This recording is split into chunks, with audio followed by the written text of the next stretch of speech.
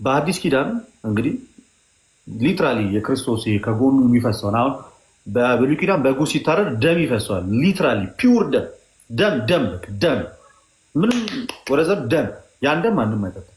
በአዲስ ኪዳንስ ክርስቶስ በመስቀል እንዲህ ታርዶ እንዲህ ተሰንጥቆ ደሙ ፍስስ ይል ቅድት ጥጥት ነው እንደምናደርገው እንደዛማ አናደርግም። እንደዛም አይደለም የሚደረገው። ግን ታዲያ ደሙ ነው ብለን የማይጋጨው ታዲያ ከዛ ጋር ለምንድን ነው ስንል በብሉይ ኪዳንም የእንስሳቶቹ ደም ሊትራሊ አልተጠጣም። በአዲስ ኪዳንም ክርስቶስ ጎኑን እየወጋን ደሙን እየቀዳን እንደዚህ አልጠጣም። ስለዚህ ግጭት የለውም። ታዲያ ግን እንደዛ ካልሆነ እና እንዴት የክርስቶስ እውነተኛ ደም ነው ልትሉ ቻላችሁ? በጣም ቀላል። ክርስቶስም ጽዋው ደሜ ነው አለ። ጳውሎስ ደግሞ ይሄ ጽዋ ከክርስቶስ ደም ጋር ህብረት ያለው ነው። የምንጠጣው ጽዋውን ወይኑ የወይንነት ጣዕሙን በጭራሽ አይቀይርም። ግን ምን አለ ጳውሎስ? ይሄ ወይን ወይንም ደግሞ ይሄ ጽዋ ከክርስቶስ ኢየሱስ ደም ጋር ህብረት አለው ማለት አንድነት አለው። አንድነት ካለውና ህብረት ካለው የምንጠጣው ሊትራሊ የሆነ የሰው ደም በቀጥታ የፈሰሰ የሰው ደም ሳይሆን ከመለኮት ጋር ከክርስቶስ ጋር ህብረት ያለውን ያንን ወይኑን ነው የምንጠጣው። ከማን ደም ጋር ህብረት ያለው? ከክርስቶስ ኢየሱስ ደም ጋር ህብረት ያለውን። ከዛ የተነሳ ደምህ ነው ብለን እንጠጣ የሚያደርገን ከእውነተኛው ከክርስቶስ ኢየሱስ ደም ጋር ከመለኮት ጋር የተዋሃደው ያ ደም ከእሱ ጋር ህብረት ያለውን ደም ስለሆነ የምንጠጣው። ስንጠጣ በእምነት ጌታም እሱኑ ነው ደሜ ነው ያለው። ደሜ ነው ብሎ የጠራው ደግሞ ክርስቶስ ከደሙ ጋር ህብረት ስላለው ነው ያንን የጠራው። ከዚህ የተነሳ ስንጠጣ የምንጠጣው ወይኑ ነው። ያ ወይን ግን ከጌታ ደም ጋር ህብረት ስላለው የጌታ ደም እያልን ነው የምንጠጣው። ገብቶሃል? አሁን አገኘ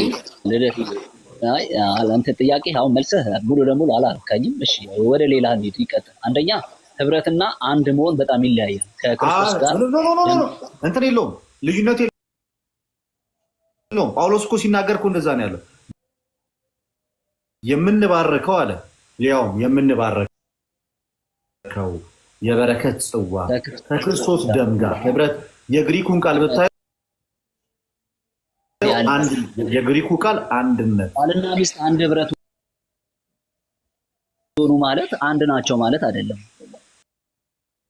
በእንደዚህ አይነት ሴንስ አይደለም የታሰረው ጳውሎስ። በእንደዚህ አይነት ልዝለለው ይህን ጥያቄ ሌላ ጊዜም ስለምትመልስልኝ ችግር ኖ አይ አንድ እዚህ ጋር ትንሽ የተወሰነ ላጥረው። የግሪኩን ቃል ብታየው እዛ ጋር የሚጠቀሙ የግሪኩ ቃል አንድነትን ነው የሚያሳየው። አንድነት አይደንቲካሊቲን ነው እንጂ የሚያሳየው ሁለት የተነጣጠሉ ነገሮች ወደሆነ ነገር የመምጣታቸውን ነገር አለ ወይም ደግሞ ተነጣጥለው ግን በጋብቻ በሆነ መንገድ አንድነታቸውን በዛ መንገድ አለ የሚያሳይ። የእውነት በመካከላቸውን ያለ አንድነት ነው የሚያሳይ።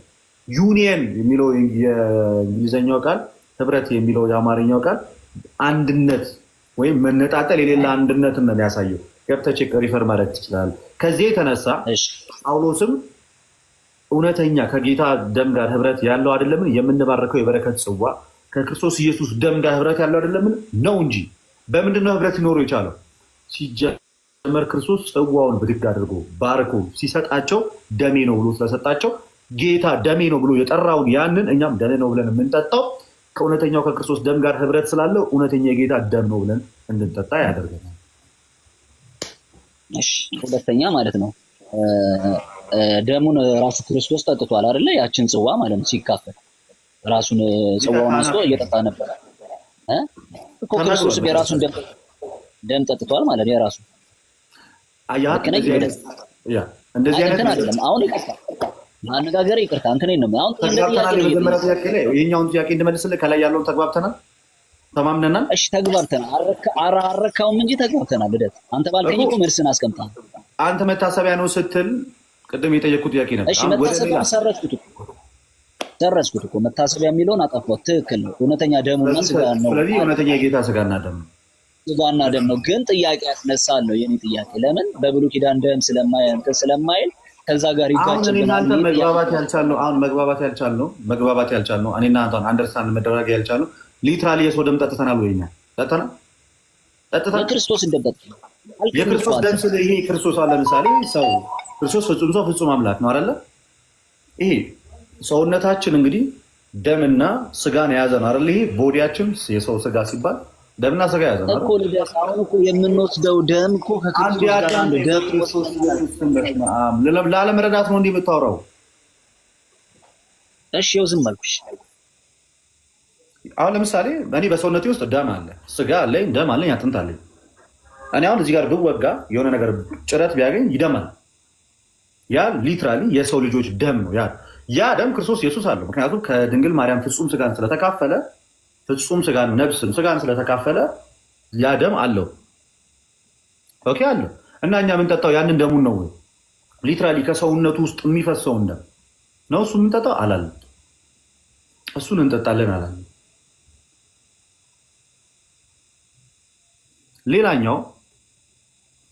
ሌላኛው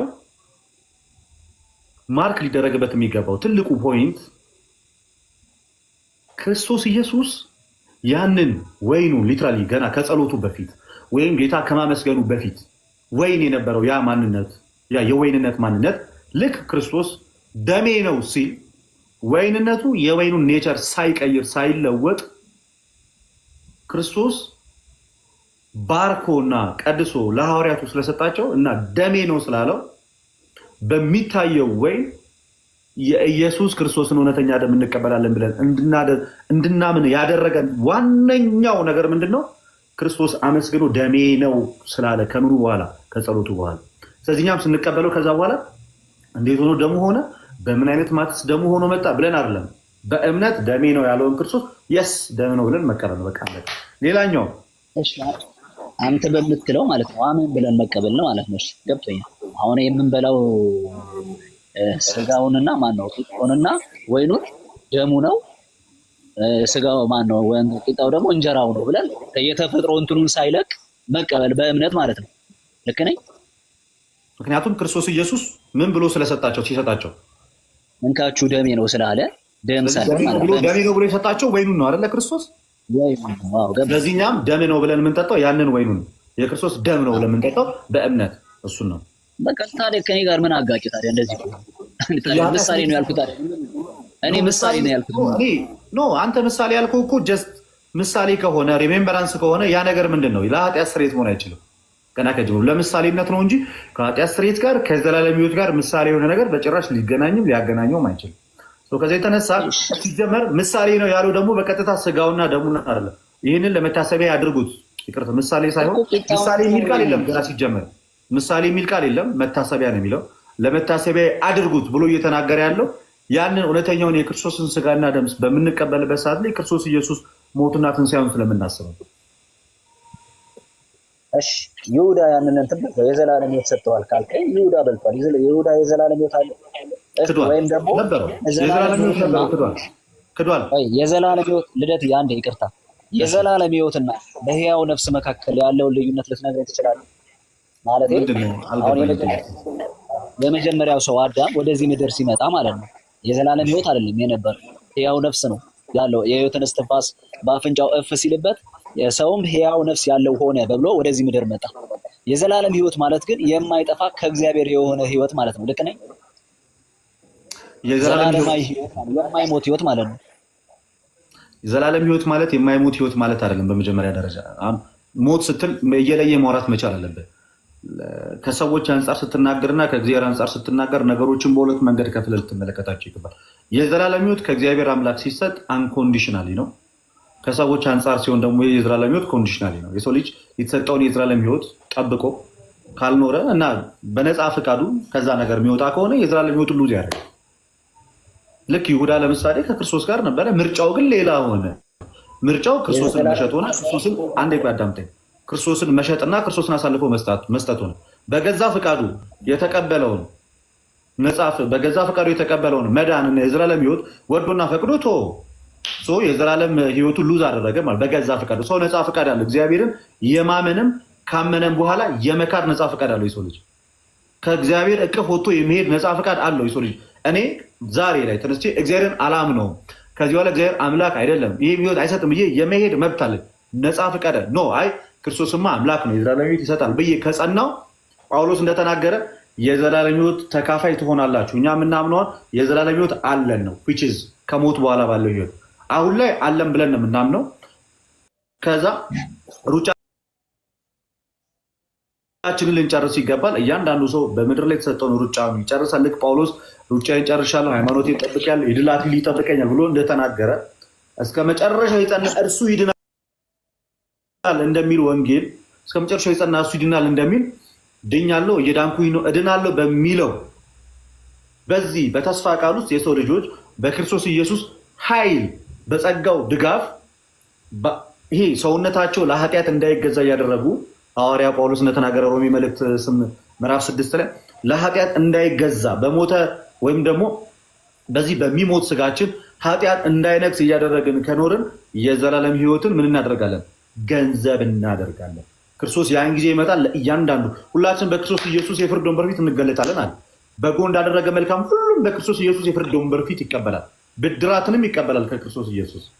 የዛን ሰዓት ላይ ሞተን በምንነሳበት ሰዓት ላይ ሬዘሬክሽን በምን ይሄ የሚሞተው ስጋ የማይሞተውን ስጋ በሚለብስ ሰዓት ላይ የሚበሰብሰው ስጋ የማይበሰብሰውን ስጋ የለበሰ ሰዓት ላይ ነው ታክስ ደደይ የዘላለም ሕይወት ለሰው ልጆች ላያጡት አገኙት የሚባለው።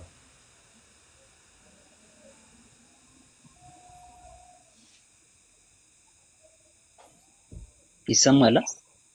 አዎ እየሰማሁ ነው። እሺ በቃ ስለዚህ ያ በዛ ሰዓት እንትኑም የጌታን ራስ የተካፈሉ ሰዓት ለሌሎቹ 24ቶች የዘላለም ሕይወት ነበራቸው ማለት ይሁዳን ጣለው ነበራቸው አላቸው፣ አሁንም አላቸው። በሰዓቱም ነበራቸው፣ አሁንም አላቸው።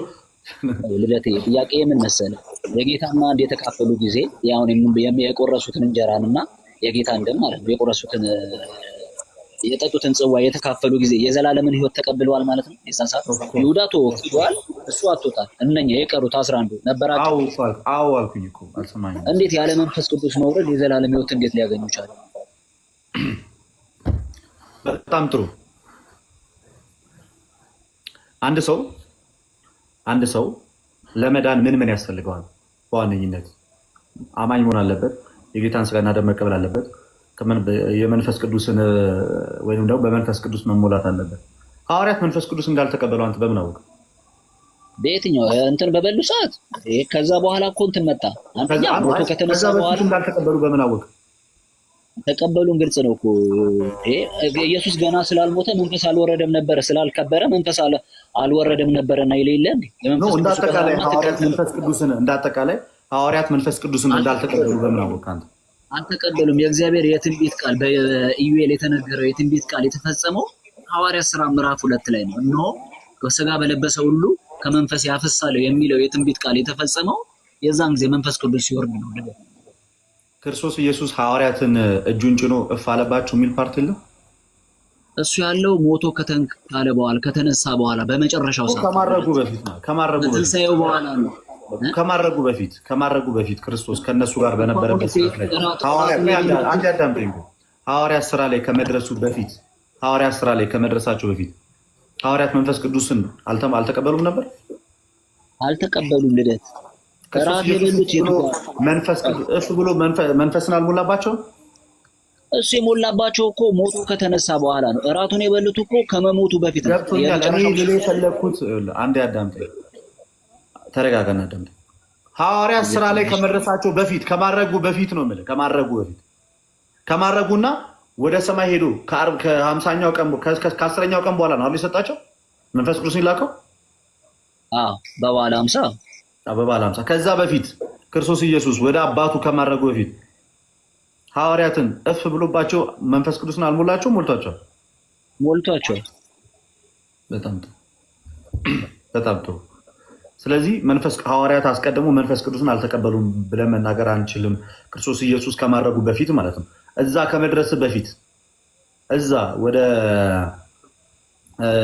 እንትን ከመድረስ በፊት ሐዋርያት ሥራ ላይ ከመድረስ በፊት በእንደዚህ አይነት መንገድ መንፈስ ቅዱስ በአንድም በሌላም ሲጀመር ክርስቶስ ኢየሱስ ባለበት የጌታ ፕሬዘንሱ በነበረበት ጌታ ከነሱ ጋር ባለበት ሰዓት ላይ እነዛ ሰዎች የጌታን ሥጋና ደም እየተቀበሉ በክርስቶስ እያመኑ ባሉበት ሰዓት ላይ በራሱ አልዳኑም ብለህ ልትናገር እንኳን በጭራሽ አትችልም። እኛ ሁሉን ትተን ተከተልና አለው ጴጥሮስ አይደለ?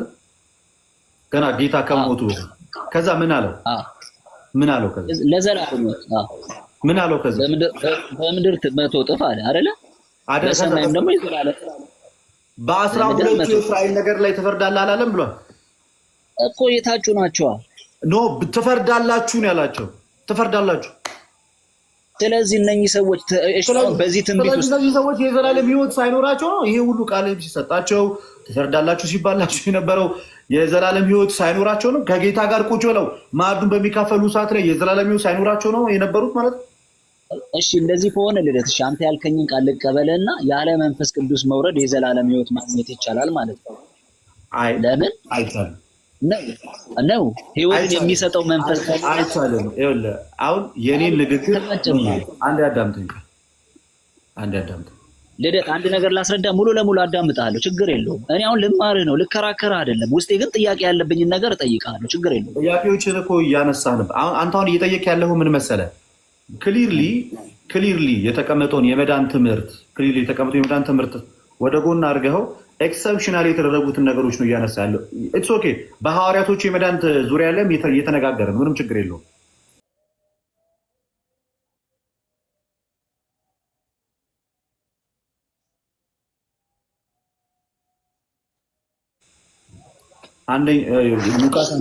ሉቃስ 1:43 የሰላምታሽን ድምፅ በሰማ ሰዓት ጽንሱ በማህፀን ውስጥ በደስታ ዘለለ፣ በኤልሳቤጥም መንፈስ ቅዱስ ምን አለባት ይላል። ስለዚህ ዝም ብለህ ጭፍን ብለህ የሆነ ነገርን እንዲህ አልሆነም ማለት አትችልም። መንፈስ ቅዱስ በአንድም በሌላም በክርስቶስ ኢየሱስ በምድር በሚመላለስበት በእያንዳንዱ እንቅስቃሴ ውስጥ አብሮ አለ። ግን ትክክለኛው ጊዜና ትክክለኛው ሰዓት ሲደርስ ስፔሲፊካሊ ለሐዋርያቱ የወረደው ያ መንፈስ ቅዱስ አንደኛ ለአገልግሎት ነው።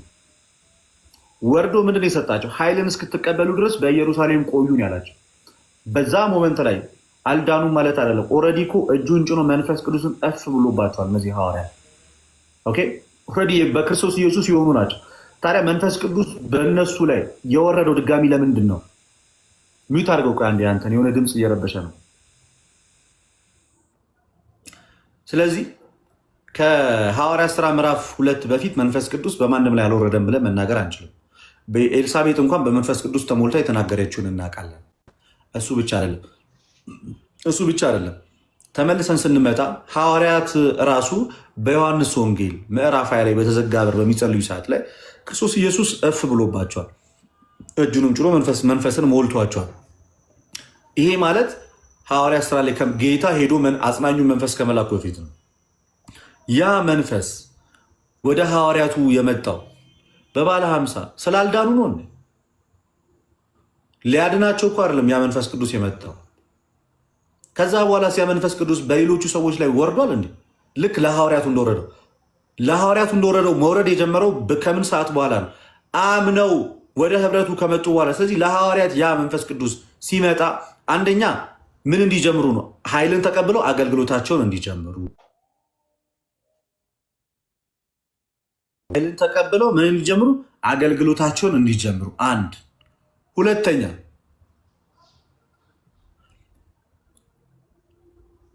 አገልግሎታቸውን በሚያገለግሉ ሰዓት ላይ የሚሄዱት ወደ ህዝቡ ነው። ስለዚህ ከነሱ ውጪ የሆነን ህዝብ ለማገልገል ከነሱ ባህል፣ ከነሱ ብሔር፣ ከነሱ ቋንቋ ውጪ የሆነን ሰው ለማገልገል የዛን ቋንቋ ምን ማለት አለባቸው? ተናጋሪ መሆኑን መቻል አለባቸው። ስለዚህ እውቀትን ገለጠላቸው፣ ፍርሃታቸውን አራቀላቸው፣ ለአገልግሎት አዘጋጃቸው፣ ቋንቋን ጨመረላቸው። ስለዚህ ምን አሉ ማለት ነው? ወደ ዓለም ሄዱ።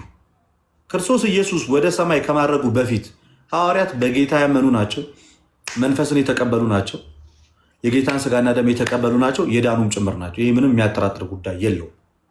ግን ይሄ ስፔሲፊካሊ ሐዋርያት ጋር የነበረ አገልግሎት። ከዛ በኋላስ ጌታ ምንድን ያላቸው? ሐዋርያቱን ሲልካቸው ሌሎቹ ሰዎች ግን በእንደዚህ አይነት መንገድ ነው የዳኑት? ነው አይደለም። ሌሎቹ ግን ምንድን ነው ያምናሉ። ልክ ሐዋርያት ሥራ ምዕራፍ 2 ከቁጥር 37 ጀምሮ እንዳለው ልባቸው ተነካ ይላል። በሐዋርያት ስብከት ልባቸው ተነካ። ወንድሞቹ ምን እናደርግ ሲሉ ንስሐ ግቡ፣ ምን እንታገኙ? የኃጢአት ስርየትን እንድትቀበሉ።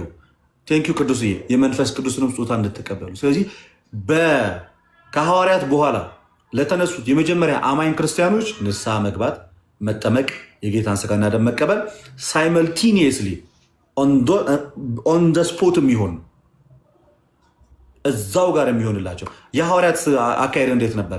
አንደኛ ከጌታ ጋር የነበሩት የማያወላዳው ነገር ከጌታ ጋር የነበሩት ራሱ ጌታ በመካከላቸው ነበረ። ሲጀመር የዘላለም ሕይወት እንዳላቸው አስረግጦ ነግሯቸዋል። በ12ቱ የእስራኤል ወንበር ላይ ቁጭ ብሎ እንደሚፈርዱ እፍም ብሎ መንፈስ ቅዱስን ሞልቷቸዋል። ስልጣነ ክህነትን አድሏቸዋል። አልፎ ተርፎ ስጋውና ደሙን ሰጥቷቸዋል። ስለዚህ እነዚህ ሰዎች ከመንፈስ ቅዱስ የራቀ ሕይወት አልነበራቸው። ሁለተኛ ግን መንፈስ ቅዱስ ሲወርድላቸው ምንድን ነበር? ፍርሃታቸውን አራቀላቸው፣ ለአገልግሎት አዘጋጃቸው፣ ቋንቋን ጨመረላቸው፣ ወደ ህዝቡ ላካቸው። ከዛ እጅ እየጫኑ ሌላውን ምን ማድረግ ጀመሩ? ወደ ጌታ ኢየሱስ ክርስቶስ መጥራት ጀመሩ። ስለዚህ ከክርስቶስ ጋር በነበሩበትና ስጋው ደሙን በሚቀበሉበት ሰዓት ላይ የዘላለም ሕይወት ያላቸው ናቸው ሐዋርያት ብቻ ሳይሆን መንፈስ ቅዱስም እንዳላቸው ነግረናል። ልክ ነኝ? አዎ ኦፍኮርስ ይላል እኮ ሲጀመር መንፈስ ቅዱስን የሚሰጠው አካል በመካከላቸው ሆኖ ራሱ ከመንፈስ ቅዱስ የራቀ ሕይወት እንዴት ሊኖራቸው ይችላል? ታዲያ እንደዚህ ከሆነ ኢየሱስ ክርስቶስ እኮ ጥያቄ ጠይቋቸዋል። እኔ አሁን ብዙ የምነግራችሁ ነገር አለ፣ ልትሸከሙት ግን አትችሉም አለና የእውነት መንፈስ ወደ እናንተ በመጣ ጊዜ ግን ይነግራቸዋል አለ። መንፈስ ቅዱስ ለአገልግሎት ያዘጋጃቸዋል እኮ ነው እያላቸው ያለው። እሺ ለአገልግሎት ካልከኝ ደግሞ ልምጣ ለአገልግሎት አሁን የምትለኝ አገልግሎት አጋንንት ማስወጣት መፈወስ ነው የምትለኝ? እንትን ማለት አገልግሎት ማስወጣት፣ አጋንንት ማስወጣት፣ መፈወስ፣ ማጥመቅንም እንጨምረው እዚህ ውስጥ ከጌታ በፊት አልነበረም? በልሳን መናገር ከጌታ በልሳን መናገር ልደት እየሰለቸ ይመጣ። አሁንስ አልነበረም ማጥመቅ አልነበረም። ኧረ አለ። ላሳይ ከመጽሐፍ ቅዱስ አሳይ እኮ እንደዚህ ብትፈቅድልኝ ይሻላል። እኔ አሁን ጥያቄ ሆኖብኝን ነገሮች ላቅርብልህ እኮ። ጥቅሱን አሳይ። ከክርስቶስ ኢየሱስ በፊት ከሐዋርያቱ በፊት የሚያጠምቅ አሳይ። ማን ነበር? ከመስቀሉ በፊት ከሐዋርያቱ መጥመቅ ጀምረው ነበር። ላሳይ። ሐዋርያት ያጠምቁ ነበር? አዎ ላሳይ እኮ። ኧረ እንዳታፍር በእግዚአብሔር ስም እንደው ልምከርህ። ልደት ምን ችግር አለው? አላቅም ብዬ እኮ እማራለሁ። አሁን እኮ የዮሐንስ ደቀ መዛሙርት ነበር የሚያጠምቁት። ኧረ እሺ ላሳይህ። ልደት ተረጋጋ። ሐዋርያት ያጠምቁ ነበር? አዎ የኢየሱስ ደቀ መዛሙርት ያጠምቁ ነበር። ያው ዮሐንስ ወንጌል ምዕራፍ 3 ላይ ሄድና ያው እንግዲህ ራስ አንብብ። አውጣው ፍቅሬ ፍቀዱልኝ። ችግር የለውም አውጣ። ማለት ሐዋርያት ያጠምቁ ነበር፣ ኢየሱስ ግን አላጠመቀም፣ ሐዋርያት ያጠምቁ ነበር የሚል ቦታ አለ። ግን እሱ